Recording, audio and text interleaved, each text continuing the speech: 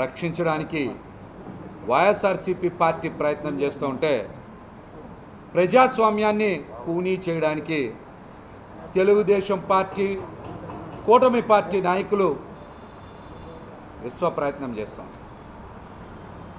బలం లేకపోయినా ఏదో రకంగా తిరువూరు మున్సిపల్ చైర్పర్సన్ పదవిని దక్కించుకోవాలని అనేక కుట్రలు చేస్తూ ఉన్నారు.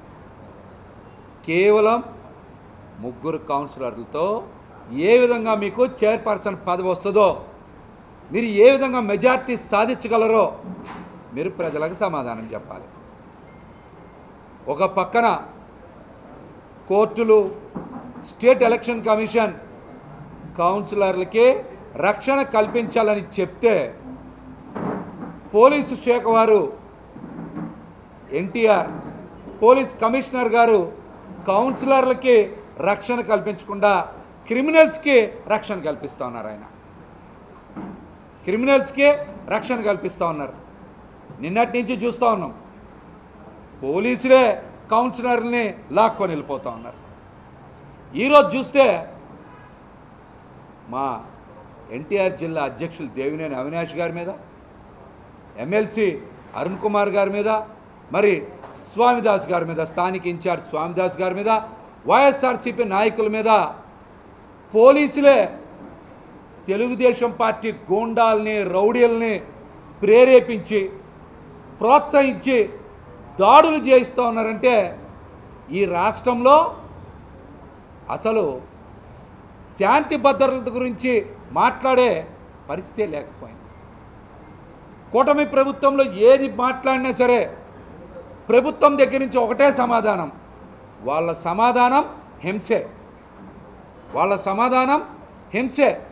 లేకపోతే ప్రజాస్వామ్యాన్ని పరిరక్షించి కౌన్సిల్ ఎన్నిక సజావుగా జరగాలని కౌన్సిలర్ని అండగా వెళ్ళినటువంటి అవినాష్ గారి మీదో, అరుణ్ కుమార్ గారి మీదో, స్వామిదాస్ గారి మీదో, వైఎస్ఆర్సీపీ పార్టీ నాయకుల మీద దాడి చేయడం ఏంటని మేము ప్రశ్నిస్తూ ఉన్నాం.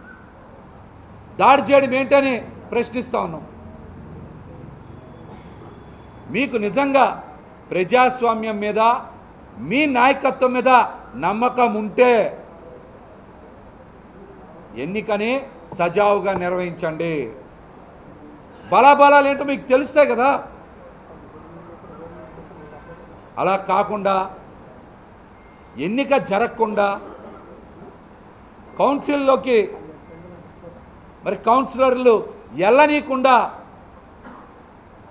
ఒక పక్కన తెలుగుదేశం పార్టీ కూటమి నాయకులు, గూండాలు, మరొక పక్కన పోలీస్ శాఖ అడ్డుకుంటే ఇది రాజ్యాంగ విరుద్ధం కాదా అని మిమ్మల్ని షూట్గా ప్రశ్నిస్తూ ఉన్నాం.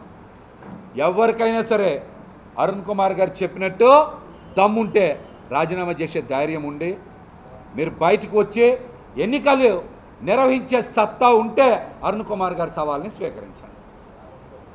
స్వీకరించాలి.